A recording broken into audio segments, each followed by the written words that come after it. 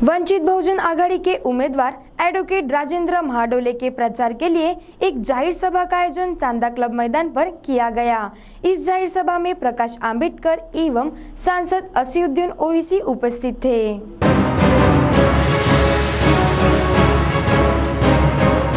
लोकसभा चुनाव की सरगर्मी अब तेज हो गई है और मतदाताओं को अपनी ओर आकर्षित करने के लिए अब बड़ी बड़ी चुनावी सभाओं का आयोजन लोकसभा क्षेत्र में किया जा रहा है। ऐसी एक चुनावी सभा का आयोजन आज वंचित बहुजन आघाड़ी के प्रत्याशी एडवोकेट राजेंद्र महाडोले के प्रचार के लिए चांदा क्लब मैदान पर आयोजित की गई।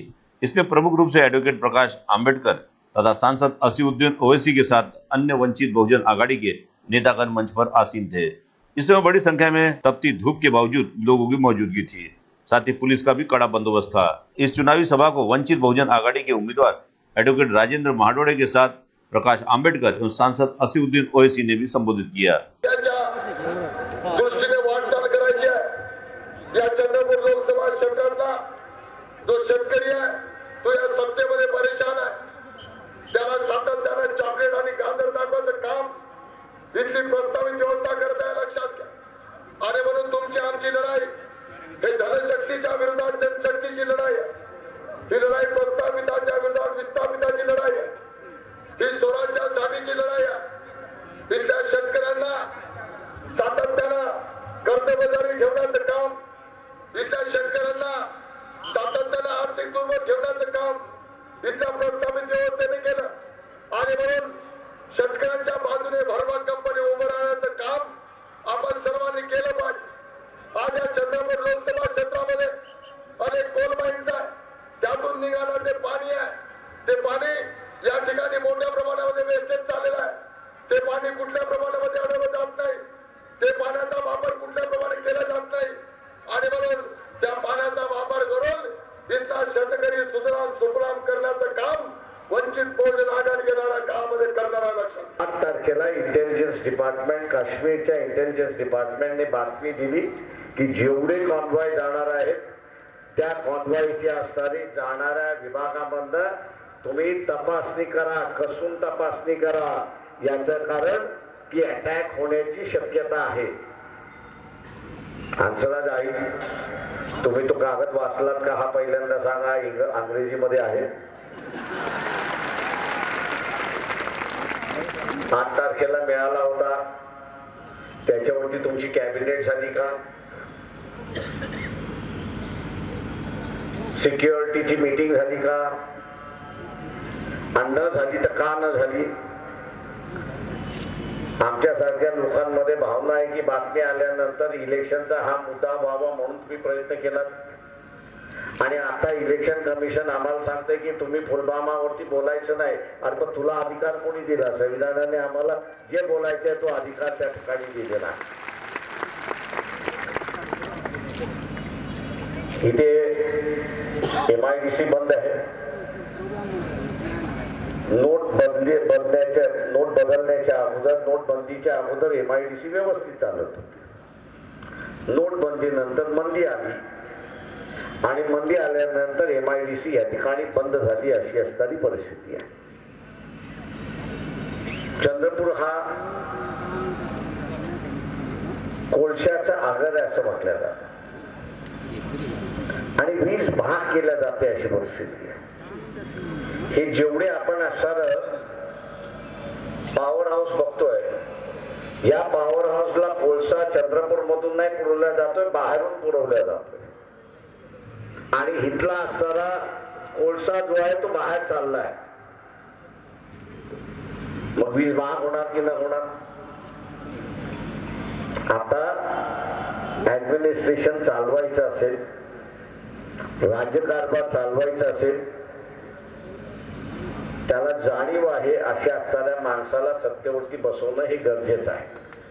समाज के भाइयों को सोचना चाहिए कि आप कितनी बड़ी तादाद में लोकसभा में MP बैठते हैं, मगर उन्होंने कभी लड़ा दलित समाज के लिए, क्योंकि हिंदुस्तान के संविधान में इस बात का जिक्र है जिसको बाबा साहिब अम्बेडकर ने हिंदुस्तान का जो संविधान बनाया, जिसमें बाबा साहिब ने लिखा लिबर्टी, इक्वालिटी, फ्रेटर्निटी, जस्टिस, इंसाफ, भाईचारा, मसावात ये कहां चले गए? बाबा साहिब अम्बेडकर ने 70 साल पहले सही कहा था कि हाँ, हिंदुस्तान के लोकसभा में दलित समाज के एमपी बैठते हैं, वो बोलते कब है? जब उनको अंगड़ाई आती है तो अपना मुंह खोलते हैं। आप अंदाजा लगाइए, हिंदुस्तान की लोकसभा में अगर एक प्रकाश अंबेडकर साहब के साथ एडवोकेट राजेंद्र चले जाएंगे, मैं आपको पूरी जिम्मेदारी के साथ कह रहा हूं, हिंदुस्तान की लोकसभा में, हिंदुस्तान की सियासत में, महाराष्ट्र की सियासत में एक जलजला पैदा हो जाएगा। क्योंकि आज आप क्या चाहते हैं हमारे मुल्क में? हमारे मुल्क में जो कमजोर तबकात हैं उनको इंसाफ मिले। आज आपके सामने बीजेपी का कैंडिडेट है, वजीर आजम, प्राइम मिनिस्टर, प्रधानमंत्री तो दिन रात विकास की बात करते हैं, और चंद्रपुर में जब आप अपने आंखों से देखते हैं तो कोई विकास यहां पर नहीं हुआ, किसी का विकास नहीं हुआ। और फिर बड़ी बड़ी बातें करने वाले प्रधानमंत्री कि मैंने ऐसा किया। 2014 में यही चंद्रपुर में जब नरेंद्र मोदी आए थे तो इसी मुकाम पर उन्होंने कहा था अच्छे दिन आएंगे। अब आप मोदी की जबान से नहीं सुनते कि अच्छे दिन आएंगे। बीजेपी ने वादा किया था कि नौकरियां दी जाएंगी, नौजवानों को 2 करोड़ नौकरियां, नौजवानों को नौकरी नहीं मिली। इसका जवाब कौन पूछेगा? और सबसे ज्यादा गरीब कौन है हिंदुस्तान में? सबसे ज्यादा गरीब हमारे मुल्क में वंचित बहुजन आबादी के समाज है, दलित है, ओबीसी है, आदिवासी है, माइनॉरिटीज में मुसलमान है। और हमारे मुल्क की आबादी पॉपुलेशन 50% जो है वो 25 साल से कम उम्र के लोगों की है। अगर इनको नौकरी नहीं मिलेगी, जिसका नरेंद्र मोदी ने झूठा वादा किया और झूठ की बुनियाद पर हिंदुस्तान की आवाम से वोट हासिल किया, क्या प्राइम मिनिस्टर मोदी बता सकते हैं कि उन्होंने 5 साल में कितनों को नौकरियां दी? प्राइम मिनिस्टर झूठ बोलते हैं, कहते हैं कि मैंने मुद्रा लोन के तहत नौकरियां लोन दिए। मुद्रा लोन में 90% जिसको लोन मिला सिर्फ 24,000 रुपए का लोन मिला।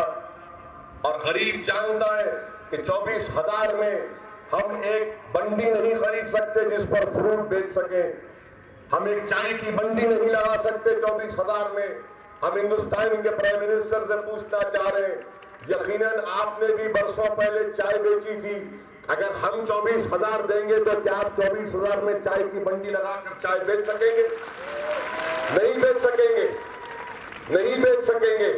ये फ्रॉड किया गया हिंदुस्तान की आवाम से। मेरे भाई, मेरे बुजुर्गों, आप हिंदुस्तान में हमारा जो सोसाइटियल बनी हुई है, इसमें गरीब आवाम, कमजोर आवाम कहां जाएंगे? मैं आपको ईमानदारी से कह रहा हूं, अगर दलित समाज को, माइनॉरिटीज को, हमारे ओबीसी भाइयों को, माली भाइयों को, अगर आप इज्जत की जिंदगी गुजारना चाहते हैं, अगर आप गुलामी की जिंदगी नहीं गुजारना चाहते, तो आप एडवोकेट राजेंद्र को अपना एमपी बनाओ और उसके बाद देखो कि आप कैसे इज्जत के साथ और पूरे दबदबे और पावर के साथ आपके मसाइल हल होंगे। सिटी न्यूज के लिए वैभव यारकर की रिपोर्ट।